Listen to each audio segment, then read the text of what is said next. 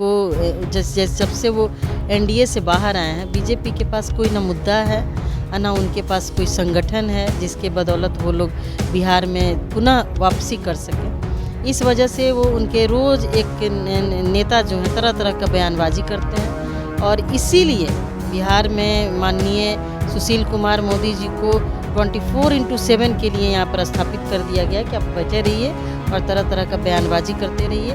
कल का पेपर हमने देखा और उसमें साफ शब्दों में सुशील कुमार मोदी जी का एक बयान हमने देखा कि ललन जी ने ही सब कुछ कह के हमारा गठबंधन तोड़वाया है, उनको मंत्री पद नहीं दिया गया, इस तरह का बयान था। तो इससे साफ प्रतीत होता है कि बीजेपी के लोग बिहार के जो गठबंधन है और बिहार में जो जनता का जो रुझान है उससे काफ़ी भयभीत है। नमस्कार, आप न्यूज़ फाउंडेशन देख रहे हैं, मैं हूं आपके साथ वंदना। प्रधानमंत्री नरेंद्र मोदी को चुनौती देने के लिए बिहार के मुख्यमंत्री नीतीश कुमार ने विपक्षी एकजुटता की पहल की। हालांकि उसका रिजल्ट भी देखा गया। ऐसा देखा ये भी गया है कि तमाम विपक्षी पार्टियों को इन्होंने एकजुट भी किया है और एक मंच पर लाने की कोशिश भी किया। इसी बीच अब यह चर्चाएं तेज हो चुकी है कि क्या आने वाले समय में यानी 2024 के लोकसभा चुनाव में नीतीश कुमार संयोजक बन सकते हैं इंडिया गठबंधन का। हमारे साथ बात करने के लिए हैं प्रतिमा दास जी, कांग्रेस विधायक।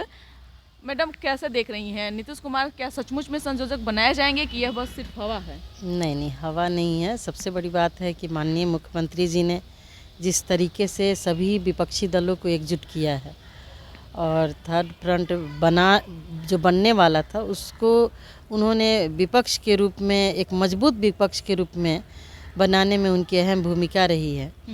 तो निश्चित रूप से सभी दल के लोग विचार विमर्श करके एक ठोस निर्णय पे पहुंचेंगे कि माननीय मुख्यमंत्री जी को एक मजबूत जिम्मेवारी दी जाए। एक सवाल अभी है कि मुख्यमंत्री नीतीश कुमार स्वयं अब राष्ट्रीय अध्यक्ष बन गए हैं और कई अटकलबाजियां जो है वह बिहार की राजनीति में भी चलने लगी है। अगर शायद या फिर बाई चांस भी कहा जाए कि इंडिया गठबंधन में उनकी सहमति अगर नहीं बन पाती है, अगर वो असहज अगर हो जाते हैं, तो यह भी चर्चाएं चल रही है कि वो करवट भी बदल सकते हैं राजनीति में। नहीं, ऐसी बात नहीं है। माननीय मुख्यमंत्री जी एक सुलझे हुए पॉलिटिशियन हैं और निश्चित रूप से वो उनकी एक हमेशा सोच रहती है कि विकास कैसे हो। बिहार के लिए उन्होंने बहुत अच्छा काम किया है और बीजेपी के लोग डरे हुए हैं। उनको जब से वो एनडीए से बाहर आए हैं, बीजेपी के पास कोई ना मुद्दा है, ना उनके पास कोई संगठन है जिसके बदौलत वो लोग बिहार में पुनः वापसी कर सकें।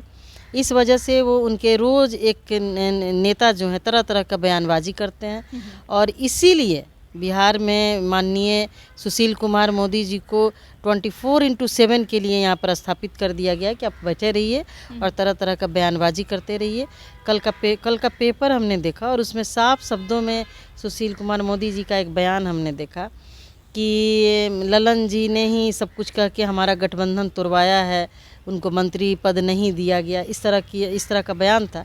तो इससे साफ प्रतीत होता है कि बीजेपी के लोग बिहार के जो गठबंधन है और बिहार में जो जनता का जो रुझान है उससे काफ़ी भयभीत हैं, डरे हुए हैं, और इस वजह से वो चाहते हैं कि हमारे बयान से या मीडिया के प्रेशर से माननीय मुख्यमंत्री जी फिर हमारे साथ है, जो कि ऐसा नहीं होने वाला है। एक सवाल अभी है कि क्या अभी भी भाजपा के अंदर नीतीश कुमार को लेकर टीस है?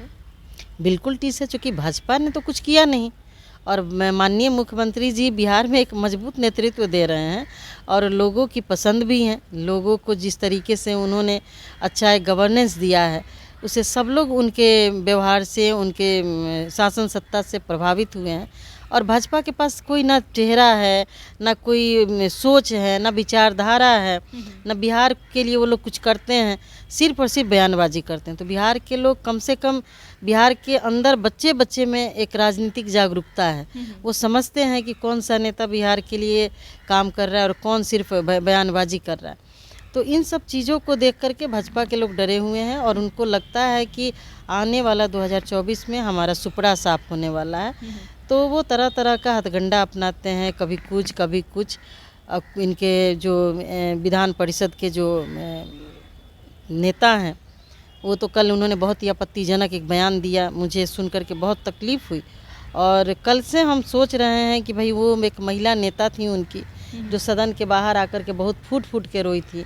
अपने विधान परिषद के जो उनके नेता हैं साहनी जी, उनके बयान पे वो रो रही हैं कि हंस रही हैं, मैं ज़रा जानना चाह रही थी। तो क्या जब अभी भाजपा की अपनी बारी आती है तो अपना डफली अपना राग अपने शुरू होता है? बिल्कुल, भाजपा का कहावत है ना कि वो वॉशिंग पाउडर है, सारा तरह का हर तरह का गंदगी, हर तरह की बुराई वो साफ़ कर देगा। और आप सामने रहिएगा तो आप में सिर्फ और सिर्फ बुराई और गंदगी और राष्ट्र के खिलाफ काम करने वाले राष्ट्रद्रोही आप दिखेंगे। और जैसे उनके अंदर चले जाइए, पार्टी के अंदर, भाजपा के अंदर, और आप चाहे कितना भी भ्रष्टाचारी हो, कितना भी दुराचारी हो, आपको ऐसे महिमा मंडित किया जाएगा जैसे लगता है कि आप सबसे बड़े राष्ट्रवादी हैं।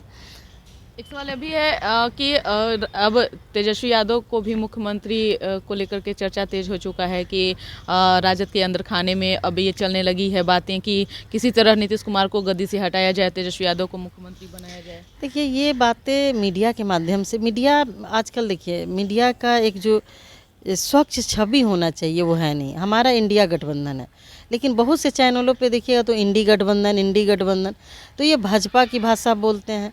और मीडिया का काम है एकदम निष्पक्ष लोगों को, चूँकि होता क्या है ना, कोई बात जब खबर आती है, चाहे कोई घटना दुर्घटना होती है, तो या तो लोग टीवी की तरफ भागते हैं या फिर सोशल मीडिया पे न्यूज़ देखते हैं, नहीं तो न्यूज़पेपर की तरफ जाते हैं कि नहीं खबर होगी तो सही खबर होगी। तो धीरे धीरे मीडिया के लोग अपनी विश्वसनीयता ख़त्म करते जा रहे हैं। आने वाले समय में लोग को लगेगा कि भाई सच्ची खबर मिलेगी कहाँ से। तो ऐसी कोई भी बात होगी तो हम लोग गठबंधन के लोग हैं, हम लोग को जानकारी निश्चित रूप से होगी। मीडिया के लोग तो कुछ भी बात बनाते रहते हैं। रही बात माननीय तेजस्वी जी के, तो डिप्टी सीएम है, समय आएगा तो निश्चित रूप से सीएम बनेंगे, कौन रोकेगा उनको। धन्यवाद। तो आपने सुना कि क्या कुछ कहना था कांग्रेस विधायिका प्रतिमा दास का। बड़े ही बेबाकी से अपनी बातों को रखते हैं, हमेशा से रखती आई हैं ये, और उम्मीद करते हैं कि आप इनकी बातों से सहमत होंगे। अपना ओपिनियन जरूर कमेंट बॉक्स में दीजिएगा। इस पर बस इतना ही। बने रहिए न्यूज़ फोनेशन के साथ। धन्यवाद।